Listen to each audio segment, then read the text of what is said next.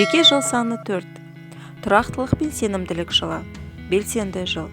Тәртіп, қажырлы еңбек, мүмкіндіктерді іске асыру жылы. Болашаққа берік іргетасын қаланатын уақыты. Жауапкершілік. Өткен жылғы идеяларға нақты пішін беру. Биылғы жылы жасалған некелер кем дегенде тағы 8 жыл тұрақты болады. Мақсаттарға, өзін-өзі жүзеге асыруға назар аудару қажет. Көп күш жұмсалатын жыл. Биыл тұрғын үй сатып алу ұсынылады. Басқа да ірі жылжымайтын мүлік сатып алуға болады. Құрылысты жөндеуді бастаңыз. Сіз үшін биыл не қолайлы?